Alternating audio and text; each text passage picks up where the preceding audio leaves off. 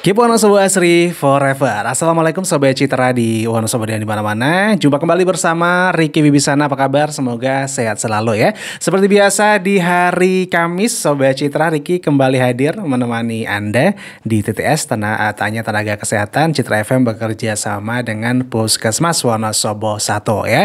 Dan Ricky juga menyapa untuk yang lagi dengerin via streaming di jogjastreamers.com dimanapun berada. Selamat bergabung aja. Semoga hari ini menjadi hari yang menyenangkan untuk kita dan penuh dengan kebahagiaan ya, dan kita selalu bisa mendapatkan ilmu-ilmu baru dari berbagai sumber ya, termasuk dari Citra FM. Karena hari ini Sobat Citra ya, kita sudah kedatangan narasumber kita ini ada Dokter Nia ya, nih ISIP di di Puskesmas Wonosobo 1. Kita kenalan dulu nih sama Dokter Nia ya. Halo Dok. Halo Mas. Iya, sehat Dok? Sehat. Iya, kayaknya baru pertama kali ke Citra FM nih. Iya, baru pertama banget. Baru pertama banget ya. Padahal asli Wonosobo ya. Wonosobo.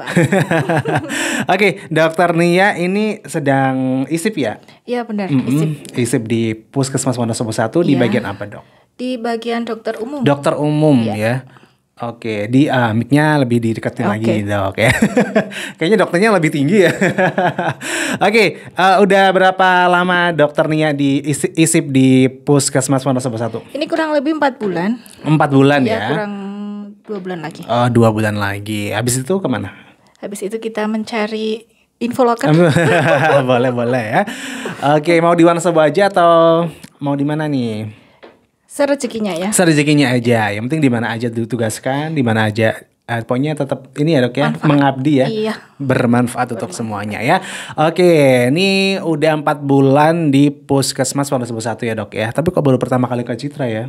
Kan gantian. Oh, ganti-gantian ya. Oh iya, jadi banyak sekali ya Sobat Citra. Kemarin juga sama dokter di gigi, sebelumnya juga sama dokter umum juga, tapi bukan sama Dokter Nia ya. Hari ini bersama Dokter Nia ya. Oke, hari ini kita akan bahas tentang TBC ya Dok ya. Dimana ini pengidapnya juga banyak sekali dan penularannya juga cepat banget ya Dok ya. Iya, untuk di Wonosobo sendiri Dok, ini kan juga asli Wonosobo kan. Terus sedang praktek di Puskesmas Wonosobo 1. Nah, ini pasien ataupun penderita TBC di Wonosobo tuh cukup banyak gak sih? Kalau kita bilang cukup banyak sih, cukup banyak ya. Karena kan TB itu kan penularannya kan gampang banget melalui droplet. Jadi dia bisa menular melalui droplet kecil-kecil yang terbawa udara, dan dia tuh bisa bertahan di udara itu sekitar 4 jam. 4 jam, cukup lama ya Dok ya. Lama. Makanya itu sangat-sangat menularkan sekali ya. Iya, kalau misalnya dia masuk terus dia bisa tidur, dan kalau misalnya pas imunnya atau kondisinya turun, dia nanti bisa aktivasi dan membuat gejala seperti itu. Gitu ya. Oke, kalau kan tadi secara khusus ya di Wonosobo ya Dok ya. Kalau secara umum di se-Indonesia gitu ya, di Indonesia tuh penderita atau mengidap TBC tuh cukup banyak kah? Banyak banget sih. Kalau dari Indonesia ini malah dia terbanyak nomor 2 sedunia. Terbanyak nomor 2 sedunia setelah? Iya. India pastinya ya. Iya, jadi ya karena kan berarti apa, kita pasti banyak PR-nya. Iya. Pertama emang penduduknya emang banyak ya. Pertama, kedua emang ya mungkin masyarakat kita gitu ya, dari pengaruh mungkin dari kondisi alam ataupun gaya hidup atau mungkin juga yang lainnya. Kalau kondisi lingkungan ya. Kalau menurut dokternya kondisi lingkungan itu seberapa besarkah gitu ya mempengaruhi masyarakat Indonesia tuh mengidap TBC? Kalau pengaruh sih sangat berpengaruh ya, karena kan karena kalau di TB ini itu tuh dia harus banget sirkulasinya bagus, cahayanya bagus, supaya droplet-droplet ini tuh dia mati. Istilahnya gitu. Iya, jadi sebenarnya TBC itu bisa mati sendiri ya dengan sinar matahari atau gimana? Dengan sinar matahari yang di udara, Kalau misalnya nih ada ngomong atau misalnya bersin, batuk gitu kan, dia dropletnya bisa tersebar ya di udara gitu. Jadi kalau misalnya sirkulasinya bagus terus sinar mataharinya masuk bagus, dia nanti nggak bertahan lama. Langsung pergi gitu ya, atau mungkin terbawa angin lah ya. Oke, dari tadi kita sudah membahas tentang ini ya, TBC di Wonosobo atau mungkin secara berskala di Indonesia gitu ya. Nah, ini Dok, TBC ya. TBC itu sebenarnya apa sih Dok? Ya, jadi TB itu atau tuberkulosis ya. Jadi dia itu suatu penyakit infeksi yang menular dan dia itu disebabkan oleh kuman. Kuman. Iya, nama kumannya itu Mycobacterium tuberculosis gitu. Dan dia ini bisa menyerang di semua organ, yang bisa paling banyak di paru-paru, tapi bisa juga di luar paru-paru. Oh, begitu ya. Berarti ini selain di paru-paru, TB ini juga bisa menyerang organ-organ lain? Bisa. Seperti apa, Dok? Bisa, kita ngomongnya istilahnya TB ekstra paru ya. TB ekstra paru itu bisa usus, bisa terus di bagian limfa bisa, di bagian pembungkus paru bisa gitu. Ya. Kalau kita dengar-dengar itu ya Dok ya, itu kan biasanya kalau TB itu kan di paru-paru ya. Ini kok bisa di tempat-tempat yang lain? Kenapa Dok? Iya, karena dia itu bisa, kumannya bisa ke organ selain itu, bisa selain paru-paru. Kan kalau masuknya memang dia masuk lewat droplet terhirup dan dia nanti akan merusak di jaringan dalam parunya itu, tapi juga bisa keluar dari jaringan di dalam paru itu. Begitu ya. Kalau masyarakat Indonesia kebanyakan TB-nya di apa Dok? TB paru. TB paru memang masih lebih banyak sih. Iya, kan apakah karena polusi dan sebagainya atau apa Dok biasanya? Biasanya faktor resikonya ya. Kalau faktor resikonya sih biasanya dari daya tahan tubuhnya. Daya tahan tubuhnya biasanya gak bagus, tinggal di lingkungan kumuh itu. Kalau lingkungan kumuh itu kan sudah jelek, ventilasinya, udaranya jelek, ketambahan lagi berdekatan satu sama lain gitu. Daya tahan tubuhnya juga sering menurun gitu ya Dok ya. Karena lingkungannya kurang sehat gitu. Oke gitu ya. Nah untuk di Wonosobo sendiri Dok, ini mungkin selama 4 bulan ini Dokter Nia ya, Nia Daniati ya bukan. Oke, Dokter Nia ini sudah menangani TB yang seperti apa untuk di Wonosobo? Kalau di sini sih saya maksudnya paling banyak TB paru sih paru, ya. Nah itu udah gimana Dok? Maksudnya udah di stadium apa? Kalau TB-nya itu kalau yang baru, kebanyakan TB parunya yang baru. Jadi dia itu TB pertama kali terkena. Pertama kali terkena maksudnya gimana Dok? Pertama kali terkena TB. Oh gitu. Jadi sebelumnya belum pernah gitu ya. Belum Terus pernah. ini kena. Yang paling banyak sih itu. Nah biasanya itu kenanya kenapa Dok? Gejalanya seperti apa bentuknya? Nggak, gitu. maksudnya penularannya itu dari apa gitu loh? Tadi dari droplet itu. Dari orang ke orang. Ya dari orang ke orang. Oh gitu. Jadi kalau misalnya nggak ada bakterinya, kita tidak akan polusi doang sih nggak akan terinfeksi. Itu ada bakteri gitu ya. tadi. Nah itu biasanya kondisi orang yang terkena TB itu biasanya yang seperti apa Dok? Biasanya itu yang tinggalnya di tempat yang bareng-bareng. Contohnya ya mungkin di lapas ya, di lapas itu faktor resikonya lebih tinggi. Di pondok pesantren itu juga resikonya tinggi seperti itu. Terus nanti dia batuknya lama nggak sembuh-sembuh. Gitu ya. Dan ini juga cukup mengganggu dan tentunya apa ya, kayak ini Dok, apa namanya, efek gitu ya, efek untuk tubuh itu seberapa parah gitu loh kalau misalnya kena TB itu Dok. Maksudnya bisa menyebabkan apa aja? Oh iya, jadi kalau misalnya komplikasi kayak gitu ya. Komplikasi langsung ke komplikasi nih. Kalau misalnya komplikasi itu kan biasanya TB yang dia tidak diobati, TB yang resisten terhadap obat ya. Intinya TB tidak ditangani secara tepat gitu. Dia itu bisa bikin sel dalam parunya itu rusak. Sel dalam paru. Iya.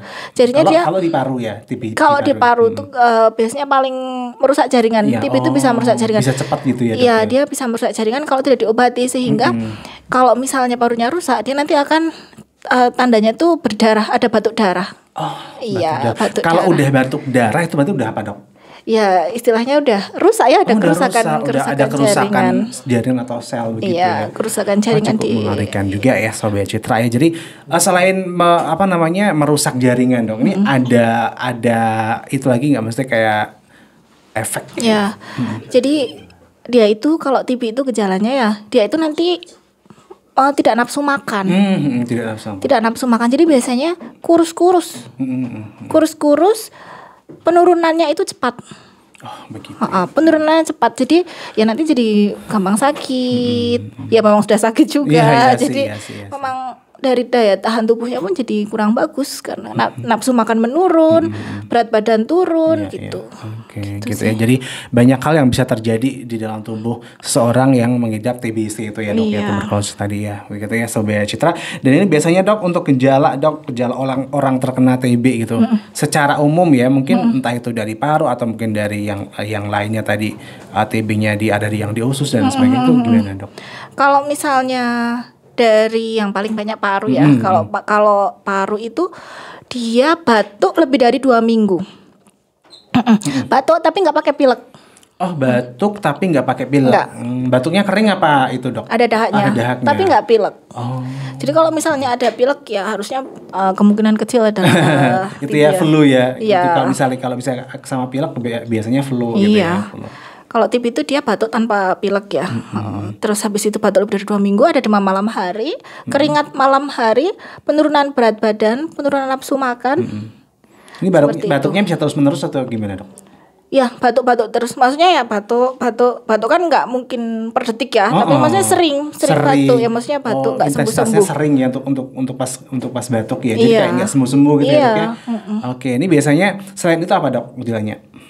Gejala yang bisa kita lihat atau bisa kita kadang-kadang banyak tuh pembesaran kelenjar itu pada TB kelenjar. Itu pembesaran kelenjar. Terus kalau TB usus ya ada masalah di pencernaannya gitu. Oke. Nah, ini yang menarik kalau misalnya TB ini bisa menyerang siapa aja dok? Semua ya. Semua usia. Semua usia. Jadi dari yang bayi sampai yang tua juga ini bisa kena gitu ya dok ya. Semua usia. Ya tadi tanda-tandanya seperti itu ya. Jadi bisa dilihat kalau misalnya batuk gitu ya dok ya. Batuknya nggak stay dengan pilek, kemudian terus menerus, dan juga penurunan berat badan yang mungkin langsung signifikan ya dok ya. Iya, betul. Gitu. Kalau dokternya ini selama di puskesmas ini ada yang anak-anak nggak atau bayi? Kalau yang anak-anak ada. Pernah juga dapat yang anak. Kalau anak ya kadang-kadang tidak selalu batuknya tidak selalu terlihat.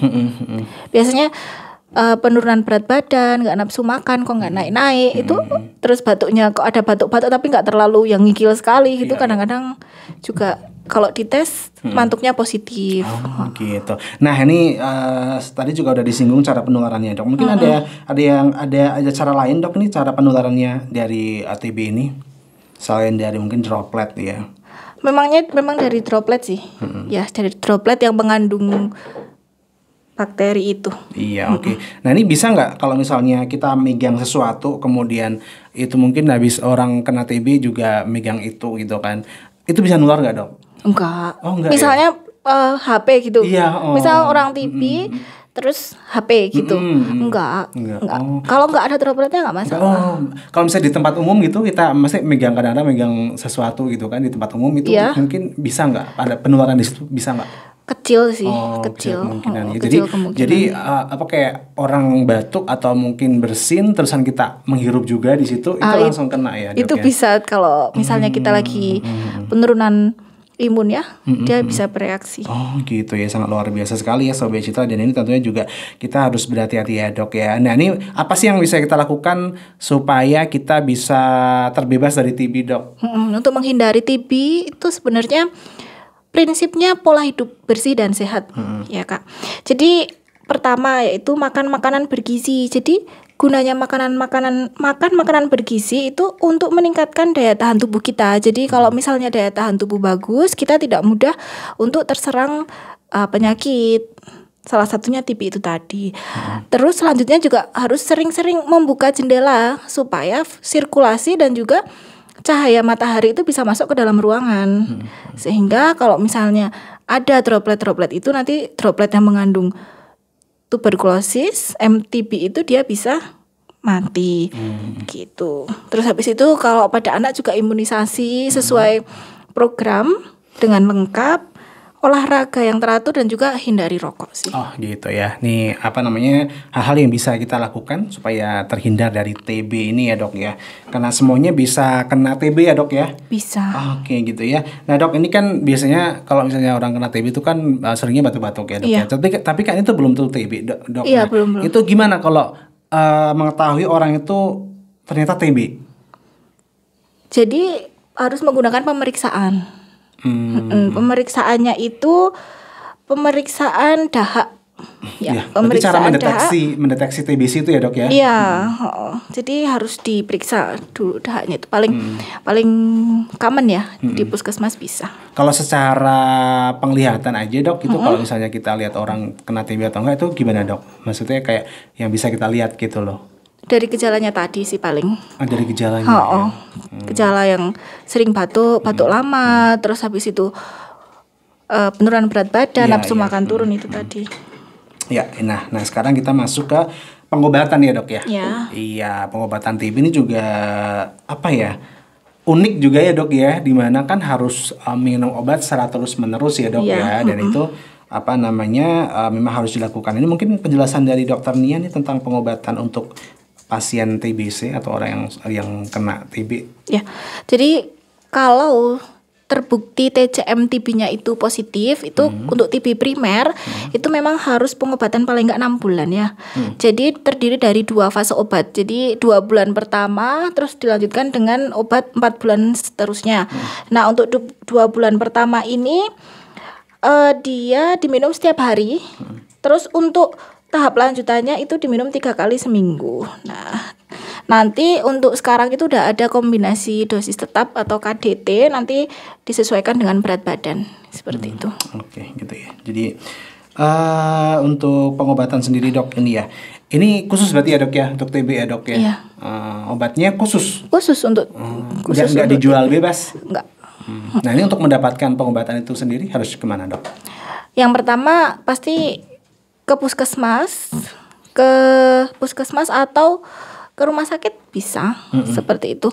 Dan itu kan kita tidak bisa beli bebas karena apa? Karena diagnosisnya pun itu nggak sembarangan, harus lewat lab dulu. Jadi nanti di lab, di TCM tadi, dites dahak, terus selanjutnya baru dilakukan pengobatan seperti itu. Ya. Nah dok, ini kan juga kadang karena konsumsi obatnya itu kan juga secara terus menerus, dan itu selama 6 bulan ya. Minimal atau maksimal dok? Minimal 6 bulan atau lebih. Oh gitu ya. Nah ini ada efek samping nggak dok bagi para penderita TBC yang minum obat itu? Ya, kalau misalnya efek sampingnya sih obatnya dia aman, cuma beberapa bikin pipisnya agak merah seperti itu. Tapi itu nggak apa-apa? Nggak apa-apa. Nanti nggak sakit kah?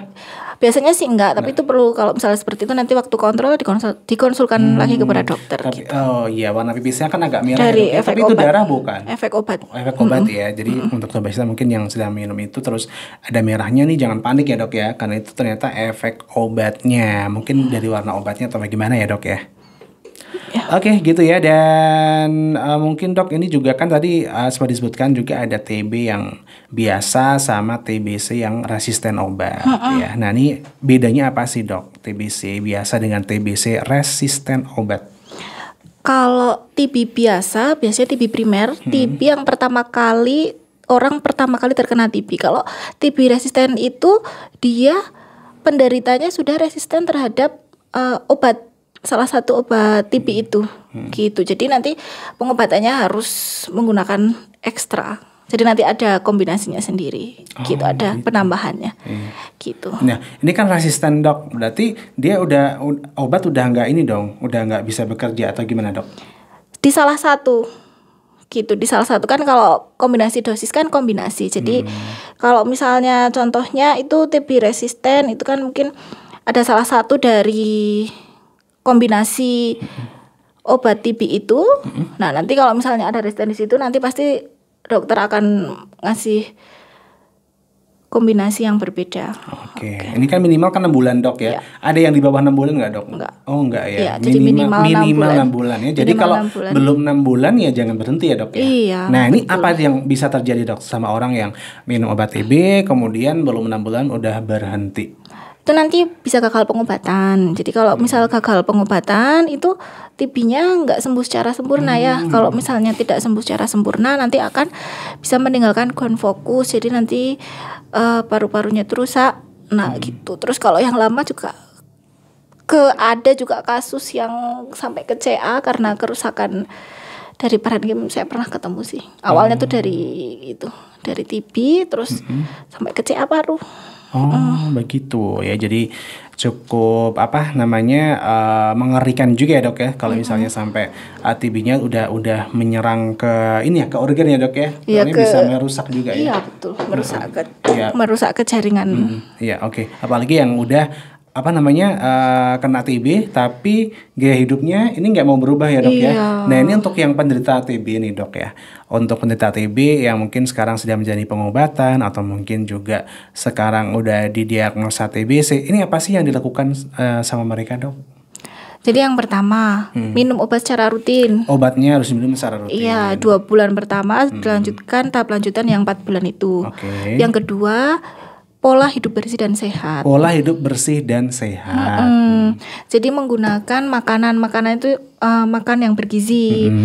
Menggunakan isi piringku kalau sekarang. Isi piringku, ya. Isi piringku tuh gimana dok? Itu bisa jelaskan secara singkat? Iya, jadi singkatnya itu kalau zaman dulu kan kita 4 sehat 5 sempurna ya. Oh iya. Kalau sekarang udah pakainya isi piringku. Jadi kalau isi piringku itu dia nanti menggunakan perbandingan gitu. Nanti misalnya perbandingannya dari setengah piring. Nah dari setengah piring itu 2/3 dari setengah piring itu isinya nasi, ya. Terus 1/3 dari setengah piring itu isinya lauk, protein hewani. Terus nanti 1/3 dari setengah piringnya lagi itu isinya buah-buahan. Dan 2/3 dari setengah piring itu sayur-sayuran. Iya, gitu. Pokoknya intinya harus seimbang ya antara buah, sayur, protein gitu ya dok ya. Iya, seimbang. Oke, itu yang bisa kita lakukan supaya tetap terjaga kesehatannya. Atau mungkin juga kita yang sehat pun juga harus gitu ya dok ya. Tetap 5 piring tuh ya dok ya. Supaya daya tahan tubuhnya tetap terjaga gitu. Sehingga tidak mudah terkena TBC ya dok ya.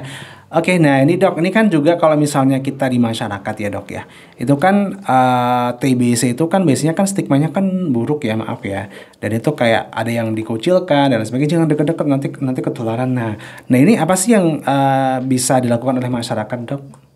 Perlu takut gak sih sama orang yang TB gitu? Nggak usah takut dan nggak perlu dikucilkan. Itu kan nanti kalau misalnya sudah pengobatan di 2 bulan pertama itu kan sebenarnya sudah nggak menularkan ya, gitu. Tinggal meneruskan. Jadi di 2 bulan pertama itu nanti sudah nggak menularkan lagi, gitu. Iya. Oke, ini juga berarti kesadaran bagi yang terkena TBC juga ya dok ya, untuk tetap minum obat. Iya. Ya. Soalnya ketika 2 bulan itu mungkin sudah merasa baikan, sembuh, tapi itu sebenarnya paling nggak 6 bulan pengobatannya. Jadi jangan langsung berhenti ketika baru 2 bulan ya dok ya. Tapi kalau misalnya udah 2 bulan itu berarti udah tidak menularkan. Iya. Ya udah tidak segampang itu menularkan gitu ya. Oke, jadi supaya tidak menularkan kepada orang-orang tersayang, terkasih, tercinta itu ya, sama keluarga, kerabat ataupun tetangga dekat. Nah ini harus sadar diri juga ya dok ya, untuk minum obat dengan teratur minimal 6 bulan ya. Oke, dan mungkin ada program-program nggak sih dok dari Puskesmas Wonosobo 1 untuk TBC ini? Kalau sekarang sih namanya TOS ya, Mas Sugi. TOS yaitu temukan, obati sampai sembuh. Temukan, obati sampai sembuh. Iya. Nah ini biasanya programnya tuh langsung turun ke lapangan kah atau gimana? Iya. Gitu ya. Oke, mungkin pesan-pesan aja Dokter Nia ya untuk masyarakat Wonosobo dan sekitarnya untuk apa ya? Untuk tema kita hari ini tentang TBC. Oke, jadi pesan-pesan aku yaitu yang pertama, selalu jaga kebersihan. Terapkan etika batuk kalau memang sedang batuk. Kalau etika batuk itu batuk dengan lengan bagian dalam. Tidak boleh menggunakan jari ya. Jadi menggunakan lengan seperti ini. Karena apa? Kalau misalnya kita batuk menggunakan jari, nanti kuman bisa menularkan. Dari sini kita pegang, dari sini kita salaman. Itu jadi malah gitu. Beresiko ya. Jadi pakai lengan ya dok ya. Lengan bagian dalam ya. Terus habis itu jaga kebersihan, jaga pola makan, olahraga, ya tetap dan juga hindari merokok. Gitu ya. Ini yang paling harus dihindari adalah merokok gitu ya dok ya. Soalnya ini juga bisa semakin memperparah ya dok ya. Iya, karena kan kalau rokok itu nanti kemana-mana ya dampak negatifnya ya, terutama di paru-paru juga. Jadi memperburuk kondisi paru-paru. Oke, gitu ya. Dan ini juga harus menyayangi orang-orang terdekat supaya tidak menularkan ya dok ya. Iya, soalnya TBC ini ternyata penularannya sangat-sangat cepat ya dok ya. Iya. Iya, lewat droplet aja ini udah langsung bisa kena ya dok ya. Iya, droplet yang terhirup ketika imun kita sedang turun, dia bisa menimbulkan gejala. Gitu. Oke, gitu ya. Dan mungkin pesan-pesan juga dok sama masyarakat yang mungkin ada tetangganya atau keluarganya yang sedang kena TBC, apa yang perlu mereka lakukan? Yang pertama itu tetap support, jangan dikucilkan, supaya dia tetap bahagia dan imunnya juga lebih kuat bagus ya, lebih kuat. Dipantau untuk rutin minum obatnya. Dijaga kebersihan, ventilasi itu terutama. Kalau batuk, terapkan etika batuk. Ya, seperti itu. Oke, gitu ya. Nah, apakah TBC ini bisa sembuh total, dok? Bisa. Ya, maksudnya bisa sembuh tanpa obat gitu, bisa. Bisa. Kan tadi kan minum obat terus tuh. Ya. Terus habis itu obatnya mungkin udah 6 bulan ya, dok ya? Iya, nanti dievaluasi. Dievaluasi. Iya, dievaluasi kalau memang sudah cukup 6 bulan. Gitu nanti pengobatan cukup 6 bulan. Ada yang paling lama berapa bulan, dok? Pernah menjumpai? Saya 9 bulan. 9 bulan iya, ya? 9 bulan. Oke, 9 bulan berarti itu minum obat terus ya? Iya. Oke, nanti kalau dievaluasi ketika virusnya udah nggak ada, bakteri. berarti bakterinya ya, bakterinya. Oh, berarti bakteri ada kalau TBC ya, dok? Iya, Mycobacterium tuberculosis. Oke, jadi makanya dia sebenarnya bisa sembuh ya, dok ya? Bisa. Oke, gitu ya Sobat Cita, luar biasa banget bersama Dokter Nia ya, dokter isip, dokter umum ya dok ya, di Puskesmas Wonosobo 1. Iya, nggak kerasa dok, kayaknya kita harus mengakhiri untuk TTS kita hari ini ya dok ya.